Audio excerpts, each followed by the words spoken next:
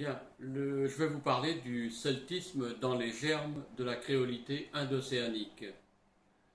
Et je vais vous parler d'abord de mon cursus universitaire. Donc, comme je l'avais dit euh, au dernier enregistrement, c'est tardif. Hein. Je me suis inscrit en master en 2005. Et donc, j'ai fait ma soutenance de thèse en 2011, j'avais 57 ans. Alors ce master que j'ai commencé en 2005, je l'ai fait sur le père Francis Aupier. Hein. Qui est le père Francis Aupier? Ah, question intéressante. Voilà un personnage historique français dont peu de gens ont entendu parler et qui pourtant est considéré comme la troisième voie de l'Afrique. La troisième voie après Léopold Sédar Senghor, après Aimé Césaire. Le père Francis Aupier est parti en Afrique en 1903, dans le Dahomey, il a été nommé missionnaire, il y a passé presque un quart de siècle, et puis il est revenu en France. Mais pendant ce quart de siècle, ce breton, ce missionnaire breton est devenu africain parmi les Africains. C'est pas moi qui le dis, ce sont ses collègues de la Société des missions africaines. Lorsqu'il revient en 1906, hein, en 1926, il va se mettre dans la tête de faire des conférences, des expositions d'art nègre pour faire accepter par les Européens la culture africaine. Puisque lui, il est devenu africain, il veut faire reconnaître par les Européens la valeur de la culture africaine. Et donc, il va faire ses expositions d'art nègre hein, dans de nombreux endroits en Europe, hein, en France, à Marseille, à Lyon, et à l'extérieur de la France, en Suisse, en Belgique. Mais il va se mettre dans la tête surtout de faire des conférences en même temps, où il dénonce le colonialisme, où il refuse de faire l'apologie de la colonisation française. Ça va lui coûter cher, puisque en 1931, le président de la République française, qui s'appelle à l'époque Gaston Doumergue, demande à son supérieur de le faire taire. C'est vérifié historiquement. Alors à partir de là, le père Aupier n'aura plus le droit d'aller en Afrique et n'aura plus le droit non plus, bien sûr, de développer ses thèses sur les valeurs de la culture africaine. Pendant à peu près 6 ans. Au bout de 6 ans, ses collègues vont le réhabiliter et puis il va pouvoir obtenir à nouveau ses responsabilités au niveau de sa société de mission africaine. Mais c'est le moment de la guerre et de l'occupation. À la fin de la guerre 39-45, De Gaulle crée l'Union française qui permet pour la première fois aux indigènes de pouvoir voter et élire leurs responsables au niveau de l'Assemblée nationale française. Pour la première fois, des Noirs vont pouvoir élire leurs représentants. Au niveau du Dahomey, eh bien, les Noirs pensent que le meilleur de leurs représentants, c'est celui qui les a toujours défendus, c'est-à-dire le père Aupier. Et donc, ils vont l'appeler. Ils vont lui demander de venir se présenter à la députation. Et le père Aupier va être élu. 1945, le père est élu député du Dahomey. Malheureusement, il va mourir quelques semaines après. Les conditions de sa disparition sont difficiles à expliquer. C'était un personnage solide qui n'avait pas souffert particulièrement des conditions de vie difficiles dans un climat équatorial. Il meurt d'une urémie, de l'urémie. Il est possible qu'on l'ait empoisonné. Pourquoi je dis ça? Parce que lorsque un député français de surcroît ecclésiastique aurait défendu l'Afrique, il y a des chances que ce député-là, le père Aupier, aurait défendu ce qu'il avait toujours défendu, c'est-à-dire le droit des indigènes à l'autonomie. Je ne parle pas d'indépendance. À l'époque, la France n'est pas prête à accepter cette forme de gouvernance, et donc les coloniaux du Dahomey ne sont peut-être pas prêts à accepter les thèses du père Aupier. Voilà, j'ai donc fait mes premiers pas à l'université en faisant ce travail sur le père Aupier, et j'ai eu mon master. Et puis à la suite de quoi, j'ai fait une thèse sur la part celtique dans l'héritage culturel et politique des comptoirs français de l'océan Indien. Pourquoi? Parce que mon directeur de recherche, qui s'appelle Sudel Fuma, le professeur Sudel Fuma, m'a dit, écoute Dominique, tu es capable, pourquoi pas, il faut le faire. Donc, je me suis lancé dans l'œuvre, et puis, j'ai fait cette thèse. J'ai obtenu mon doctorat après une soutenance en 2011, soutenance pour laquelle j'ai obtenu la mention très honorable. Mais ce n'est pas la soutenance qui est importante, c'est ce qui suit, c'est-à-dire les conférences qui permettent de divulguer, de diffuser les résultats de la recherche qu'on fait quand on est docteur. Alors j'ai fait 3 conférences importantes. La première, je l'ai fait en 2009, donc j'étais encore en cours de recherche. Je l'ai fait en Bretagne, à la Maison de l'Homme, à Rennes.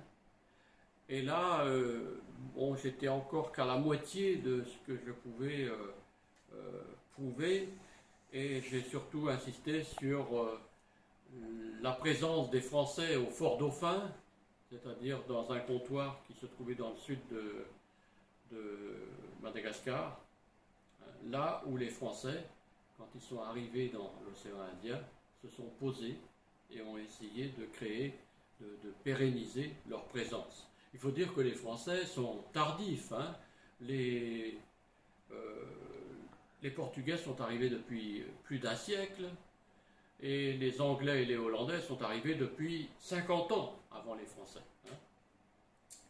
Alors, qu'est-ce qui s'est passé au Fort Dauphin? Donc voilà, j'ai expliqué un petit peu l'arrivée de ces colons, qui sont essentiellement des colons qui viennent de l'ouest de la France, de Normandie et du Poitou.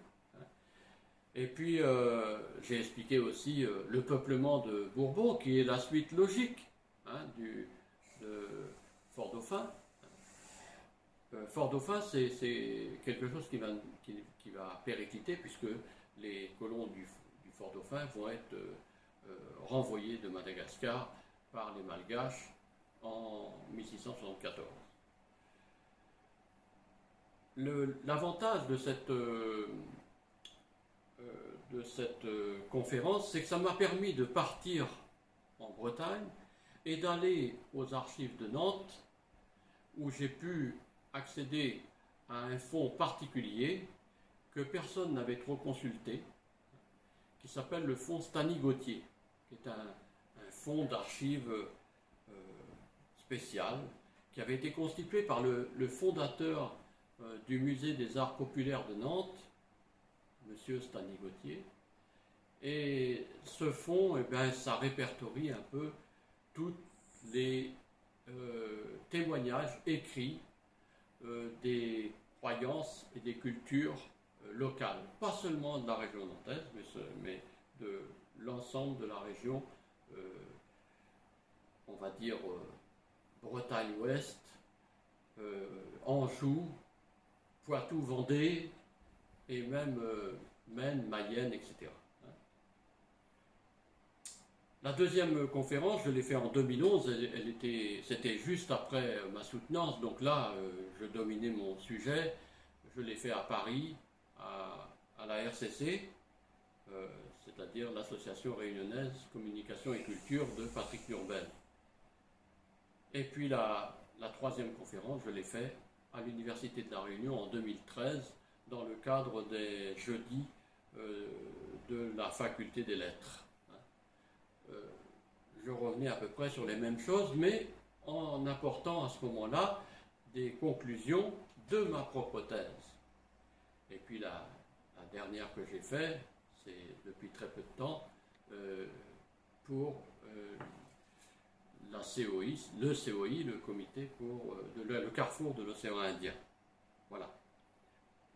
Alors, venons-en à l'explication exacte de cette thèse.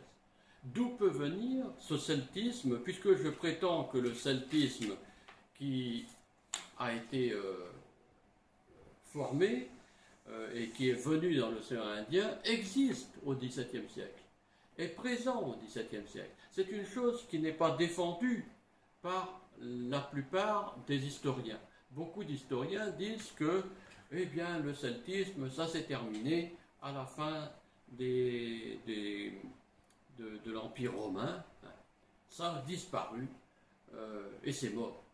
Mais alors si ce celtisme a disparu, comment se fait-il qu'on retrouve encore du celtisme dans les îles britanniques, et particulièrement en Irlande, et puis en Bretagne, et puis un peu partout en Europe? Il n'est pas né par hasard, ce celtisme. Donc, moi je suis persuadé que le celtisme est resté, a perduré après l'Empire romain et a continué à vivre à travers des événements et des faits et des croyances qui ne sont pas forcément connus du commun des mortels. Alors j'ai donc commencé par étudier le celtisme dans l'ouest de la France. Alors d'où il vient ce celtisme? Ben, évidemment des Celtes antiques, de l'Antiquité, les Celtes. Alors on a commencé à dire que les Celtes, ils étaient arrivés en Europe, on va dire en France, au 8e siècle avant Jésus-Christ. Puis après on s'est dit, tiens non, on a trouvé autre chose, là maintenant ils sont arrivés avant. Ils ne sont plus arrivés au 8e siècle, mais ils étaient arrivés au 1000 ans avant Jésus-Christ, puis même 2000 ans avant Jésus-Christ, puis maintenant on est rendu à 2500 à 3000 ans avant Jésus-Christ. Ce qui fait que les celtologues du 19e siècle, qui avaient mis pour les Celtes les menhirs et les dolmens, et qu'on avait dit, ils font de la celtomanie, ces gens-là, ils voient des Celtes partout, les menhirs et les dolmens n'appartiennent pas aux Celtes. Eh bien, tiens, on pourrait peut-être revoir un petit peu les choses. Les Celtes, ils sont à 2500 ans avant Jésus-Christ. Ben, il y a des menhirs et des dolmens qui ont été dressés à cette époque-là. Donc, les Celtes n'ont peut-être pas dressé tous les menhirs et tous les dolmens, mais certains. En tout cas, ils les ont beaucoup utilisés. On ne peut pas dire que les Celtes n'ont pas utilisé les dolmens et les menhirs. Ces Celtes antiques, ils ont occupé toute l'Europe occidentale, c'est-à-dire la Gaule actuelle, le nord de l'Italie, une partie de l'Espagne, le nord la Belgique, etc., les îles britanniques, le sud de l'Allemagne, les pays des Balkans, et ils sont allés même jusque dans l'Asie mineure, en Turquie. Ils ont formé les Galates. Ah oui, parce que les Galates, ça existe. Il ne faut quand même pas oublier que l'équipe de football la plus prestigieuse de Turquie s'appelle le Galatasaray. Hein, c'est pas pour rien quand même. Alors eux, ils n'ont pas honte de leurs racines gauloises, les Turcs. Hein, alors comment se fait-il que les Turcs, qui sont quand même très loin des Gaulois, n'ont pas honte de leurs racines gauloises, et nous, Français, on aurait... Non, la France était gauloise. Elle a été envahie par les Romains, elle a été envahie par Jules César en 52 avant Jésus-Christ. Mais Jules César n'a fait que la conquête de la Gaule, conquête militaire. Il est passé par le sud, il a passé par Nice, Marseille, il venait d'Italie, puis il a remonté le sillon rhodanien, il a conquis surtout Lyon, qui était la capitale des Gaules. Puis ensuite, il a continué à monter, puis il est arrivé jusqu'en Belgique. L'Ouest, là-bas, ça n'intéressait pas trop. C'était un pays couvert de forêts, avec peu de richesses en sous-sol et même au niveau des cultures. En fait, qu'est-ce qu'il a fait, Jules César? Il a dit, bon ben voilà, cette partie-là, on va faire une partie particulière qu'on va appeler le Tractus armoricanus. Alors, le Tractus armoricanus, ça partait de l'estuaire de la Somme jusqu'à l'estuaire de la Charente et puis peut-être même à l'estuaire de la Gironde. Voilà, on avait toute cette partie-là, c'était le Tractus armoricanus créé par Jules César. Et il avait dit à ces gens-là, ben écoutez, moi je ne vous envoie pas des légions romaines, vous allez les constituer vous-même. Voilà, alors donc ces gens-là, finalement, ils n'ont pas vu beaucoup de Romains.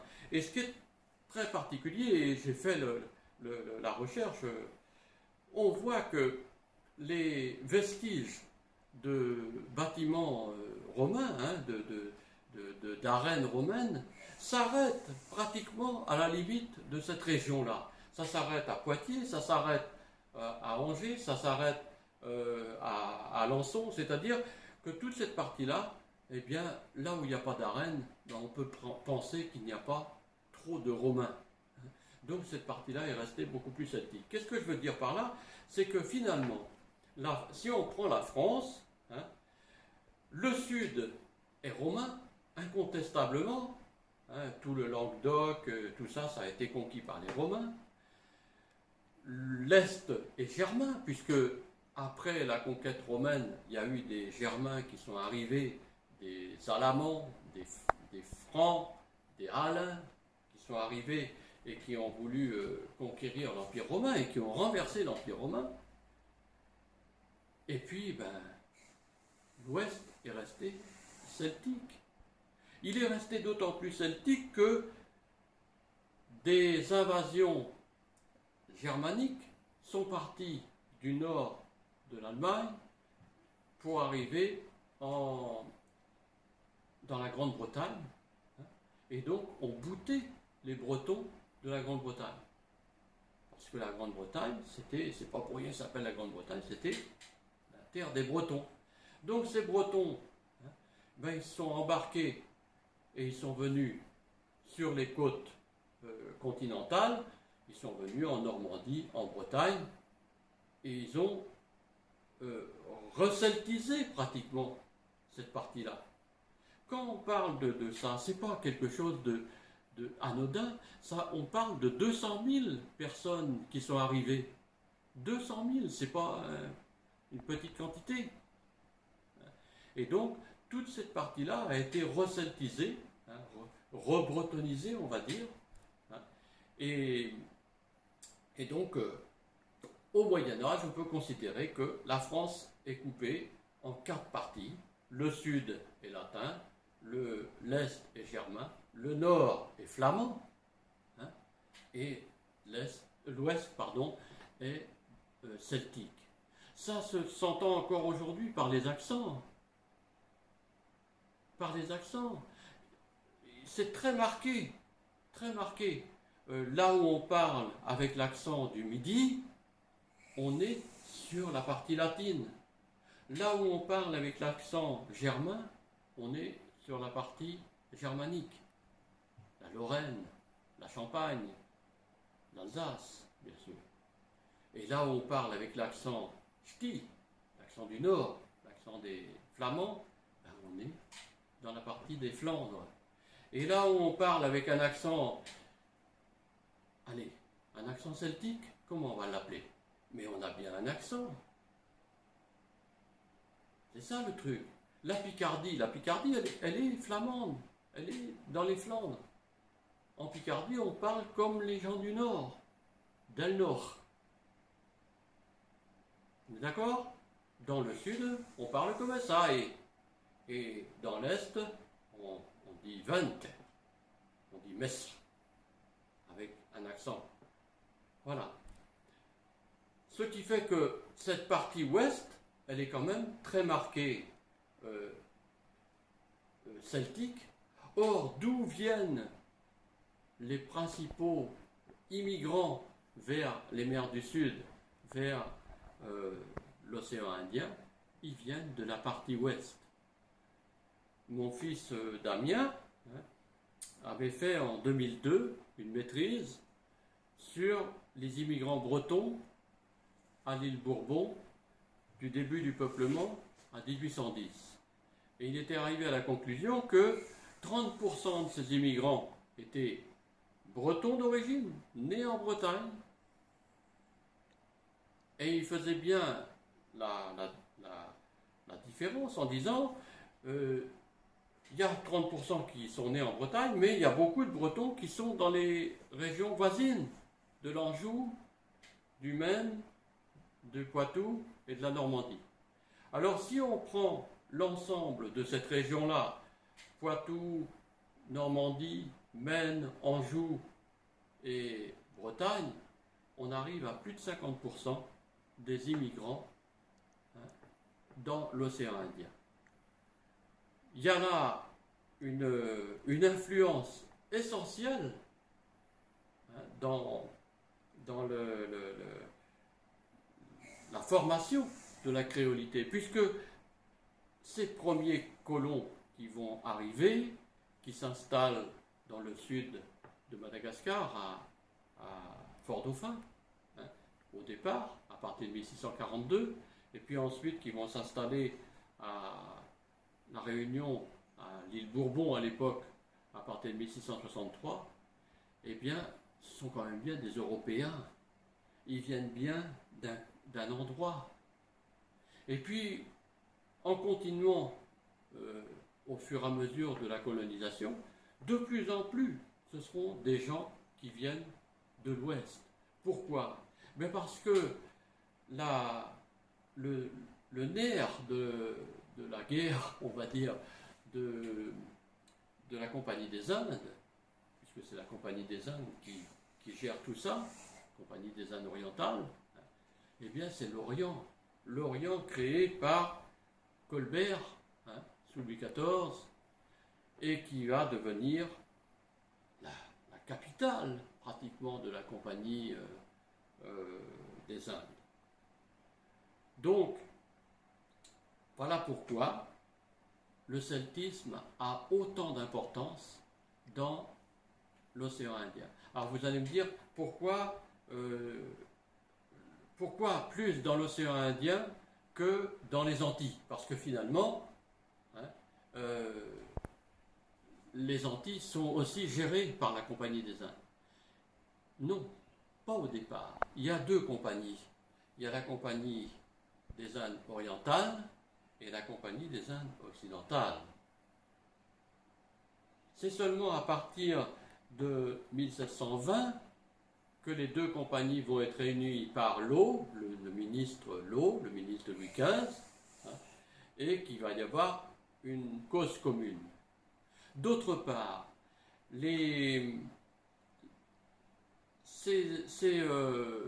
venir dans l'océan Indien, ce n'est pas aller dans les Antilles. Les Antilles, on y va en 15-20 jours. On peut faire l'aller-retour. L'océan Indien, on y met 3 mois pour venir, dans des conditions difficiles. Il faut savoir que pour aller aux Antilles, on prend les alizés. Ils ont vite compris que avec les alizés, hein, on descend vers le Cap-Vert et puis on traverse pour aller vers l'autre côté, ça va très vite. Mais descendre le long des côtes africaines, passer le cap de Bonne-Espérance, qui ne s'appelle pas le cap de Bonne-Espérance, qui s'appelle le cap des tempêtes, parce qu'il fait... on est dans les 40e rugissants là, hein, d'accord? Remonter pour arriver dans le sud de Madagascar, qui est une zone de tempête aussi, où beaucoup de bateaux font naufrage. Eh bien, une fois qu'on est arrivé dans la colonie où on comptait s'installer, que ce soit le Fort Dauphin, que ce soit l'île Bourbon, ou que ce soit plus tard les comptoirs de l'Inde, eh bien on y reste, à moins d'être un marin aguerri. Mais quand on est un simple colon, on n'a pas envie de refaire le retour en arrière. Et donc, on s'installe, on se marie avec les femmes du pays, parce qu'il n'y a pas de femmes françaises ou très peu. Donc, on épouse une femme malgache ou une femme indienne et on s'installe à l'endroit où on a été déposé. Et donc, c'est là que va naître la créolité. C'est là que va se faire une nouvelle civilisation, parce que c'est comme ça qu'il faut l'appeler. C'est là qu'il va y avoir un partage des cultures.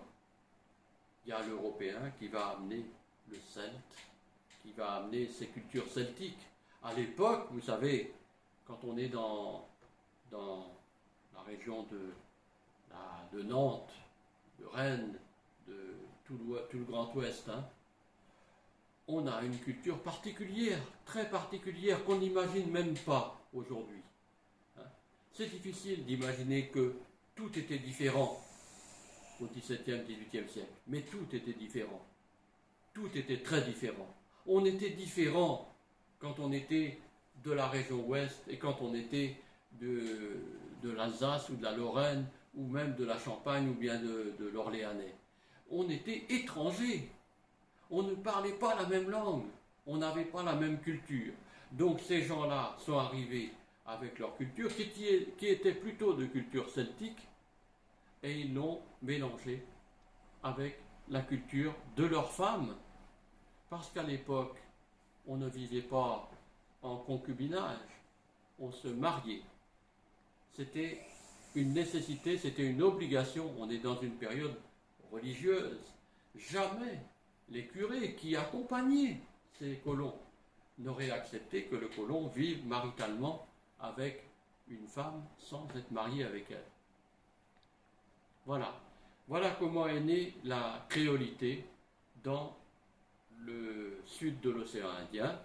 Et nous verrons dans les prochaines conférences comment ça s'est passé exactement.